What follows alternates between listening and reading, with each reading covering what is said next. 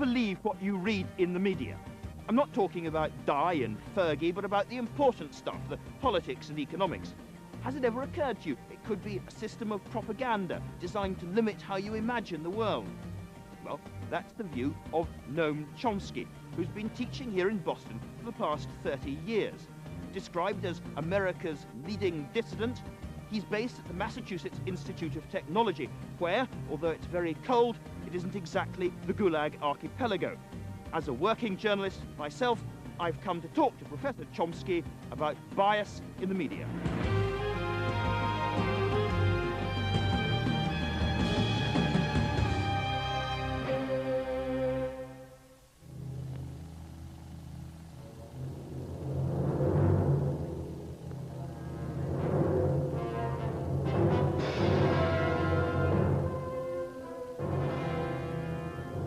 Orwell's nightmare, a place where propaganda rules, where thought is controlled.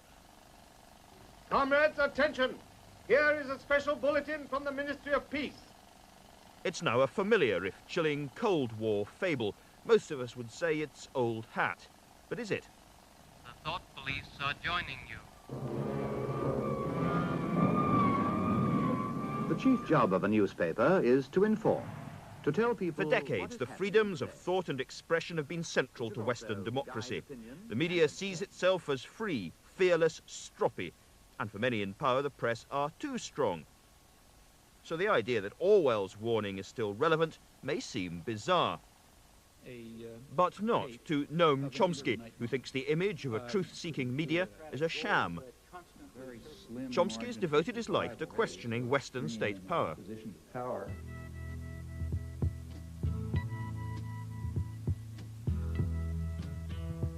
Having virtually invented modern linguistics by the age of 30, Chomsky joined the gathering swell of protest in the 60s. I'm Noam Chomsky. I'm on the faculty at MIT, and I've been getting more and more heavily involved in anti-war activities for the last few years.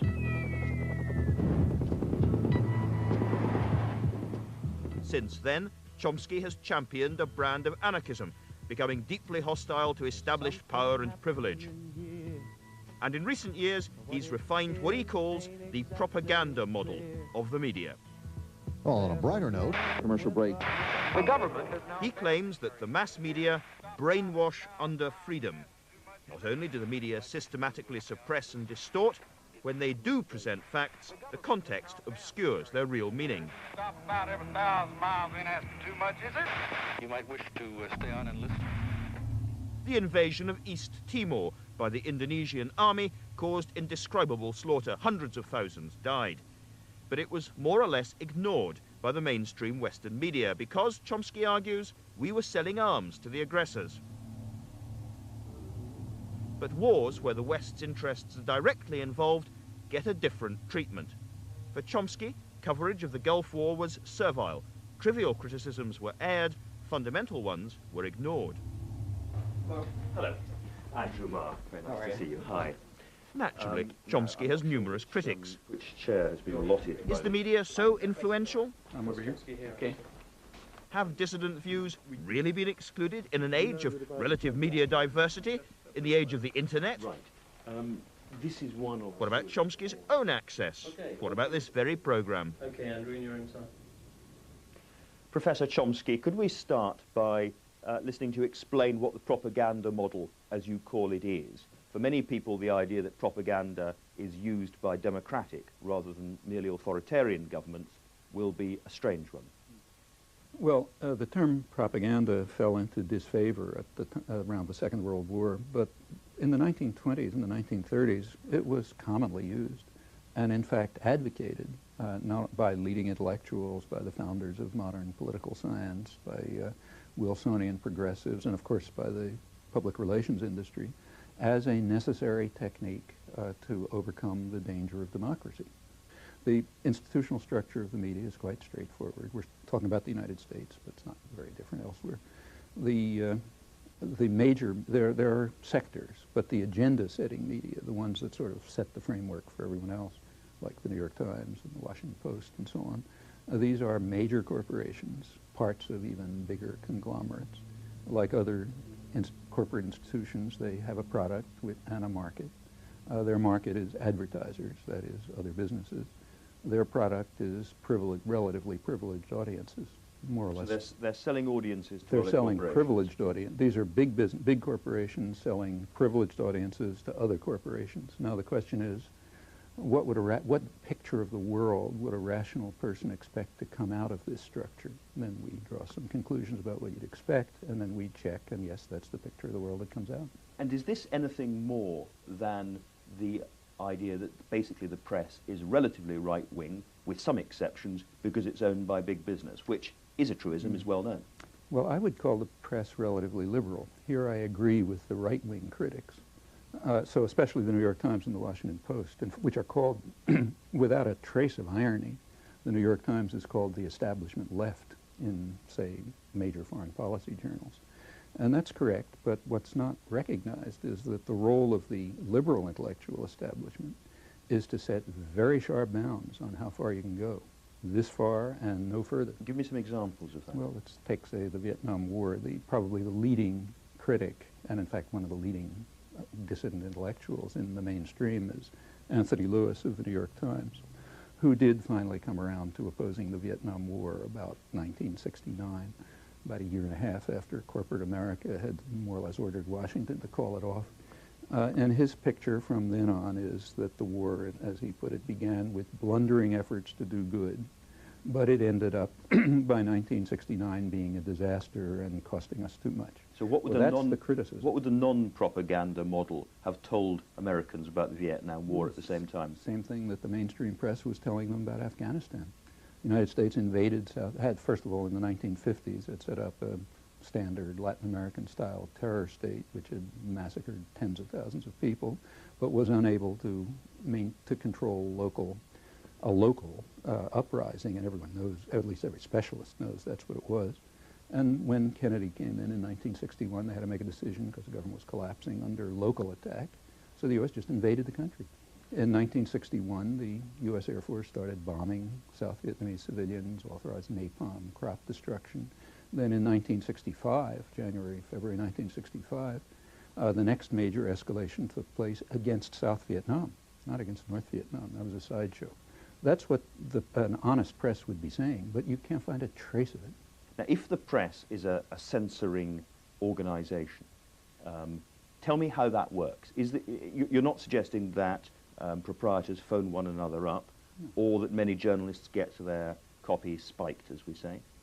It's actually, Orwell, you may recall, has an essay called Literary Censorship in England, which was supposed to be the introduction to Animal Farm, except that it never appeared, in which he points out, look, I'm writing about a totalitarian society, but in free democratic England, it's not all that different.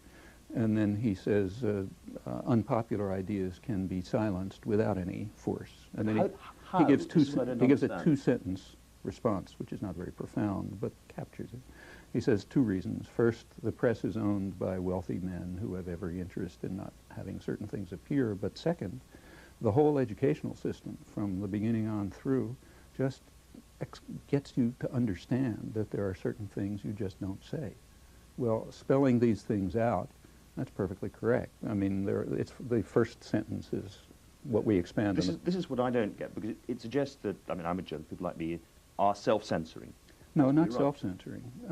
There's a filtering system that starts in kindergarten, and goes all the way through, and it doesn't work 100%, but it's pretty effective.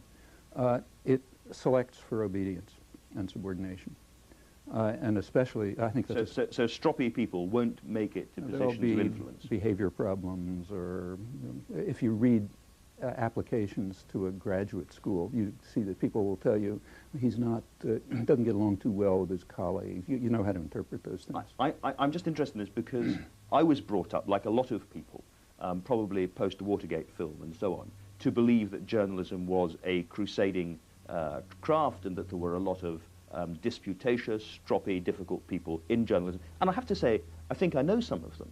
Well, I know some of the best known investigative reporters in the United States. I won't mention names because I don't want to, whose attitude toward the media is much more cynical than mine.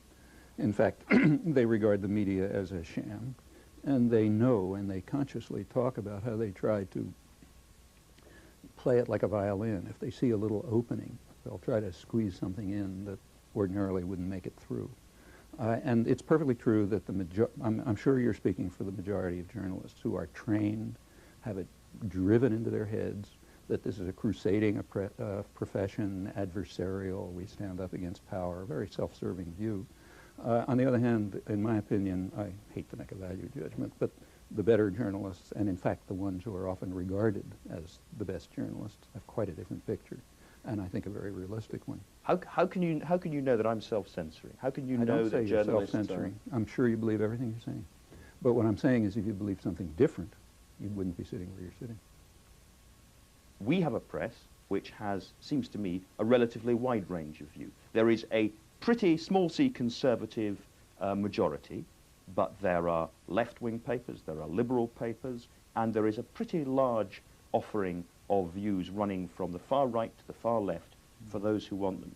I don't see how a propaganda model can... That's not quite true. I mean, there have been good studies of the British press, and you can look at them by James Cara as the major one, which points out that up until the 1960s, there was indeed a kind of a social democratic press which sort of represented much of the interests of working people and ordinary people and so on, and it was very successful. I mean, the Daily Herald, for example, had not only more, it had far higher circulation than other newspapers, but also dedicated circulation. Furthermore, the tabloids at that time, the Mirror and the Sun, were kind of labor-based. Mm-hmm. By the 60s, that was all gone, and it disappeared under the pressure of capital resources. What was left was overwhelmingly the sort of center to right press with some dissidents. It's true. I mean, we've got, I would say, a couple of large circulation newspapers which are left of centre, and which are putting in neo-Keynesian views which you call the elites are strongly hostile to. It's interesting that you call neo-Keynesian left of center. I'd just call it straight center. I mean, left of center is a value term, doesn't mean anything. Sure, you can. But there are extremely good journalists in England. A number of them, they write very honestly and very good material. A lot of what they write couldn't appear here.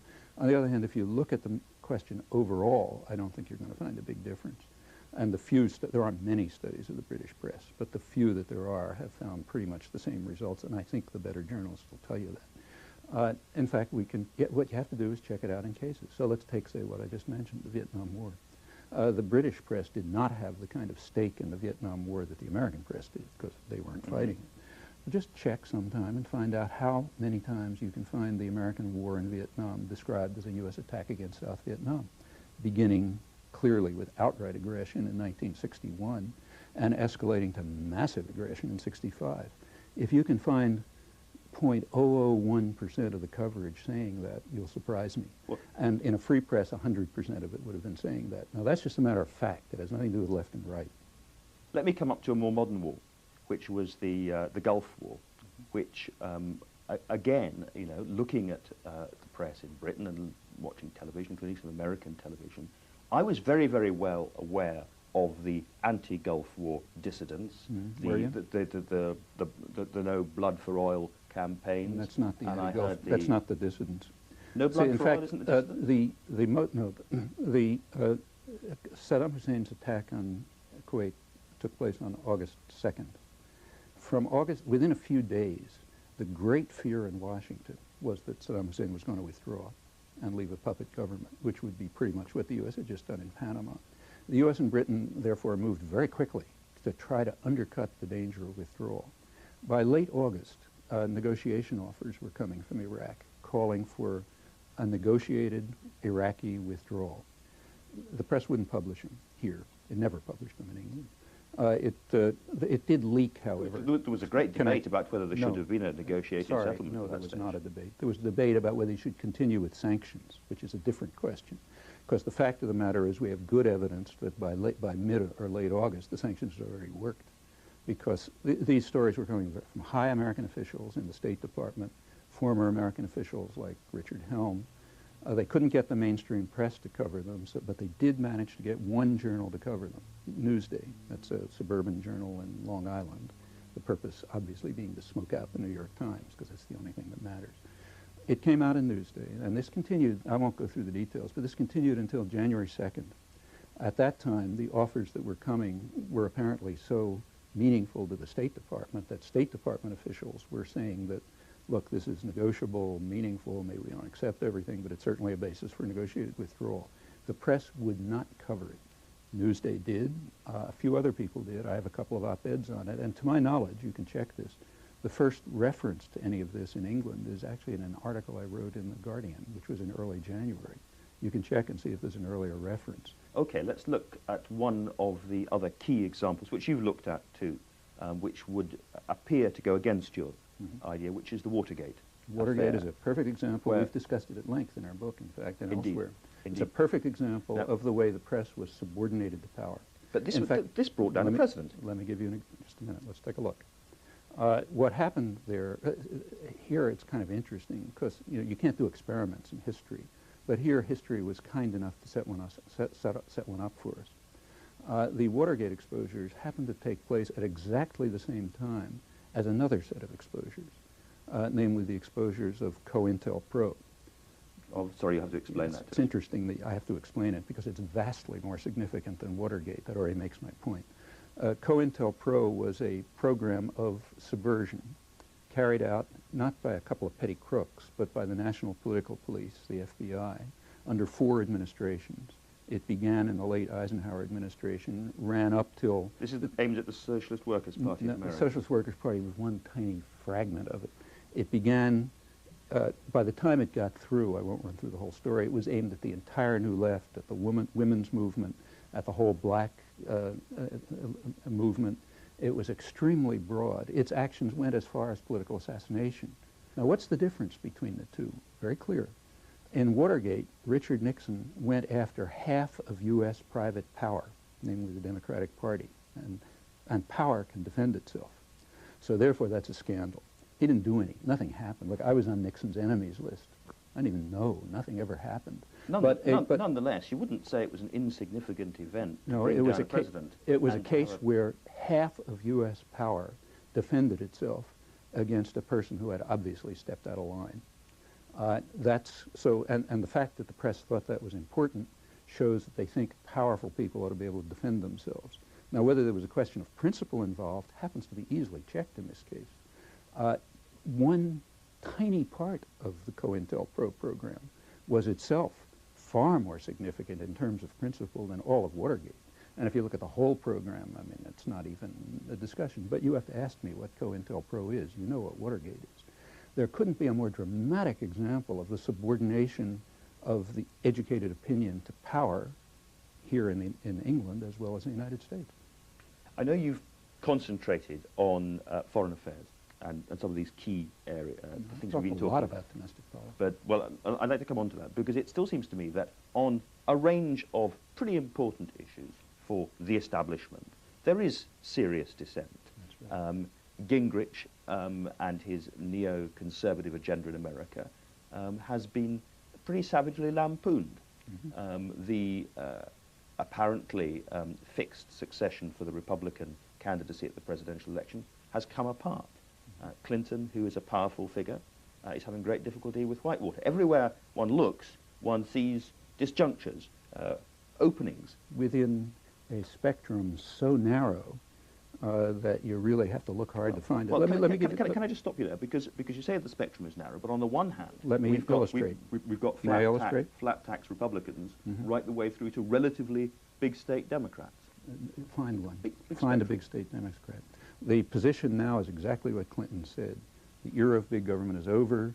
Big government has failed. The war on poverty has failed. We have to get rid of this entitlement business. That was Clinton's campaign message in 1992. That's the Democrats. What you have now is a difference between sort of moderate Republicans and extreme Republicans. Actually, it's well known that there's been a long-standing sort of split in the American business community. It's not precise, but it's sort of general, between high-tech, capital-intensive, internationally oriented business, which tends to be what's called liberal, and lower-tech, more nationally oriented, more labor-intensive industry, which is what's called conservative. Now, between those sectors, there have been differences. And in fact, if you take a look at American politics, it oscillates pretty much between those limits. There's good work on this, incidentally. The person who's done the most extensive work is Thomas Ferguson, who's a political scientist. One more example, which will have some resonance in Britain and Europe, is the great argument over the North American Free Trade Association, the NAFTA argument, where That's an interesting one. If there is something which one could describe as a global opposition movement, that is trade union, environmental, community-based, then it was certainly present in the anti-NAFTA. Shall I tell you what happened? Well, Shall I tell you what happened? All I was going to say is that those arguments were well, No, we were well aware of those arguments. That is flatly false. They were not permitted into the press, and I've documented this. I'll give you references if you like. We read all about it in Britain, is all I would No, say. I did not. For example, let me ask you, did you read the report of the Office of Technology Association of Congress? Well, did you read the report of the Labor Advisory Committee? Well, I don't get these Sorry. reports, but No, I read many articles about the anti-NAFTA argument. I'll tell you what some you... very I'm some sorry. very vivid stuff. Well, if you're interested in the facts, I'll tell you what they are, and I'll even give you sources. The NAFTA agreement was signed more or less in secret by the three presidents in mid-August at the time of the Congress, right in the middle of the presidential campaign in mid-August. Now, there's a law in the United States, 1974 Trade Act, which requires that any trade-related issue be submitted to the Labor Advisory Committee, which is union-based, for assessment and analysis. It was never submitted to them. A day before they were supposed to give their final report in mid-September, it was finally submitted to them. They were the unions are pretty right-wing, but they were infuriated. They had never been shown this. They had even at the time that they had to write the report, they were given 24 hours to write the report. They didn't have time to look at the text. Nevertheless, they wrote a very vigorous analysis of it with alternatives presented, saying, look, we're not against NAFTA, we're against this version of it. They gave a good analysis. Happened to be very similar to one that had been given by the Congressional Research Service, the Office of Technology Assessment. None of this ever entered the press. The only thing that entered the press was the kind of critique that they were willing to deal with. Mexico bashing, right-wing nationalists, and so on. That entered the press, but not the critical analysis of the labor movement. Well, now, I mean, somehow by process of osmosis or something, I picked up quite a lot of anti-NAFTA arguments on the basis of worker protection, environmental degradation. May I continue? This goes on in the press right until the end. By the end, there were big popular movements opposing it. It was extremely hard to suppress all of this, to suppress everything coming out of the labor movement, out of the popular movements, and so on, but they did. At the very end, it had reached such a point that there was concern that they might not be able to ram this through. Now, take a look at the New York Times and the Washington Post, say the liberal media, and the national ones in the last couple of weeks. And I'll tell you, I've written about it and tell you what you find. What you find is 100% support for NAFTA, refusal to allow any of the popular arguments out, tremendous labor bashing. Can I come back to make sure that I understand the point about the liberal press as against the conservative press? Because in Britain, over the last 2 years, politicians I come across are deeply irritated, ranging on furious, about attacks on them in the press, day after day, on issues which have come to be known as sleaze. They feel that they are harassed, that they are misunderstood, and that the press has got above itself, is uppity, and is destructive. That's the message that they are giving to us. Now, are you saying that that whole process doesn't matter, as it were, because it's all part of the same... I mean, when the press, the same thing is true here. When the press focuses on the sex lives of politicians, reach for your pocket and see who's pulling out your wallet. I mean, because those are not the issues that matter to people. I mean, they're very marginal interest. The issues that matter to people are somewhere else. So as soon as you hear, the press and the presidential candidates and so on talking about values, as I say, put your hand on your wallet. And you know that something else is happening. But it's been much more than, certainly with us, it's been much more than bed hopping. It's also been about taking money. It's been about the corporations paying for corruption. For corrupt judges, fine topic. Corrupt parties. Corrupt parties. Big business is not in favor of corruption, And if the press focuses on corruption, Fortune magazine will be quite happy. They don't care about that. They don't want the society to be corrupt. They want it to be run in their interest. That's a different thing. Corruption interferes with that. So, for example, when I was, let's say, I just happened to come back from India, the Bank of India released an estimate. Economists there tell me it's low, that a third of the economy is black meaning mostly rich businessmen not paying their taxes. Well, that makes the press, because in fact, certainly transnationals don't like it. They want the system to be run without corruption, robbery, bribes, and so on, just pouring money into their pockets. So yes, that's a fine topic for the press. On the other hand, the topics I've talked about are not fine topics because they're much too significant. What would a press be like, do you think, without the propaganda model? What would we be reading in the papers that we don't read about now? I've just given a dozen examples. On every example that, incidentally, you've picked, I haven't picked. I mean, I could pick my own, but I'm happy to let you pick them. On every one of those examples, I think you can demonstrate that there's been a severe distortion of what the facts of the matter are. This has nothing to do with left and right, as I've been stressing, and it has left the population pretty confused and marginalized. A free press would just tell you the truth. This has nothing to do with left and right. And given the power of big business, the power of the press, what can people do about this? They can do exactly what people do in the Haitian slums and hills, organize. In Haiti, which is the most, take that, the poorest country in the hemisphere, they created a very vibrant, lively civil society in the slums, in the hills, in conditions that most of us can't even imagine.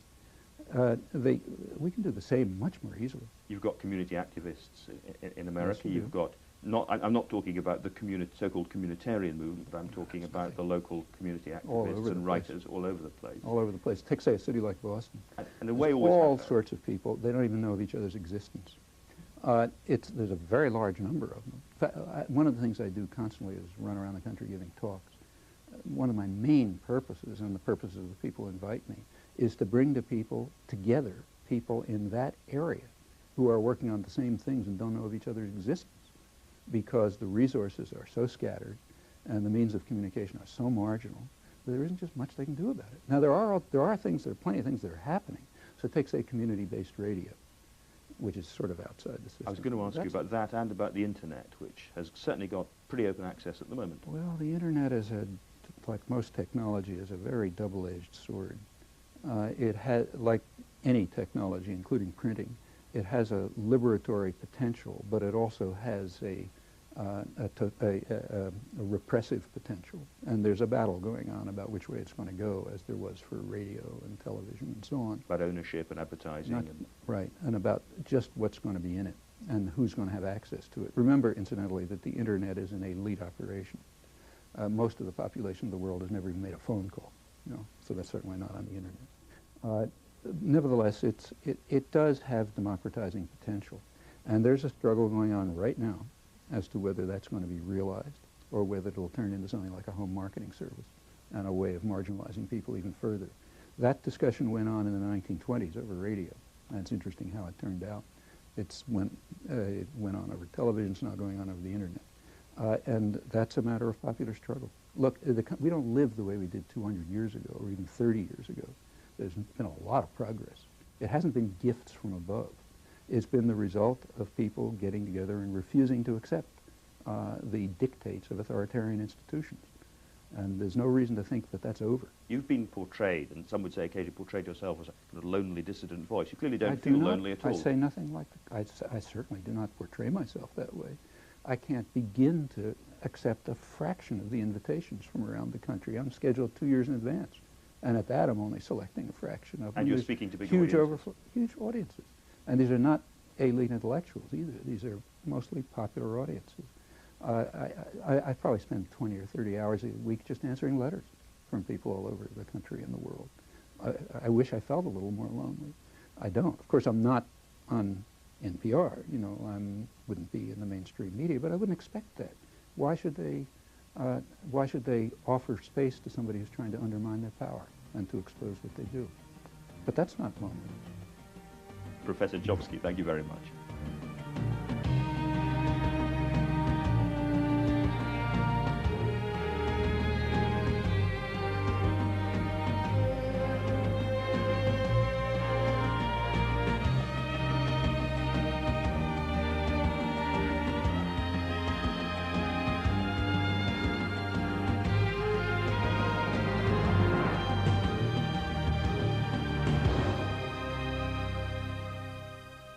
How you imagine the world.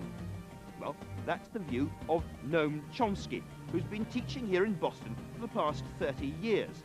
Described as America's leading dissident, he's based at the Massachusetts Institute of Technology, where, although it's very cold, it isn't exactly the Gulag archipelago. As a working journalist myself, I've come to talk to Professor Chomsky about bias in the media.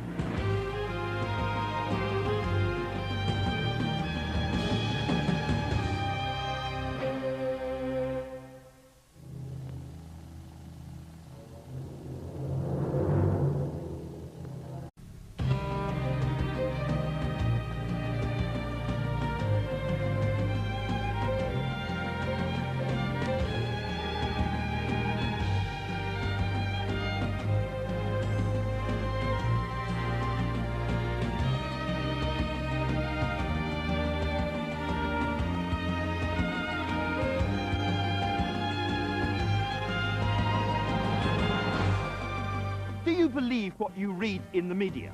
I'm not talking about Dye and Fergie, but about the important stuff, the politics and economics. Has it ever occurred to you it could be a system of propaganda designed to limit...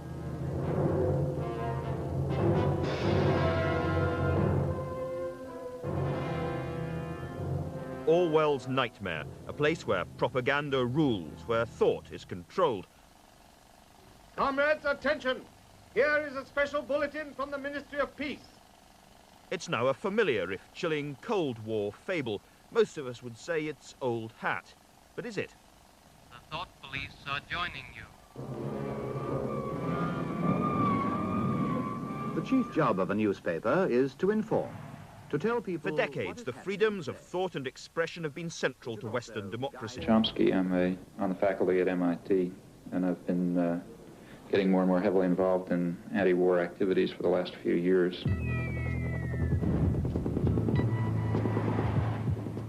Since then, Chomsky has championed a brand of anarchism, becoming deeply hostile to established power and privilege. And in recent years, he's refined what he calls the propaganda model of the media. Well, on a brighter note, commercial break. The government has now... He claims that the mass media brainwash under freedom. Not only do the media systematically suppress and distort, when they do present facts, the content, the media sees itself as free, fearless, stroppy, and for many in power, the press are too strong. So the idea that Orwell's warning is still relevant may seem bizarre. But not to Noam Chomsky, who thinks the image of a truth-seeking media is a sham. Chomsky has devoted his life to questioning Western state power.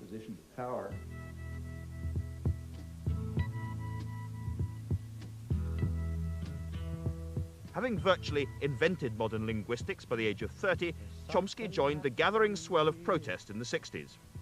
I'm Noam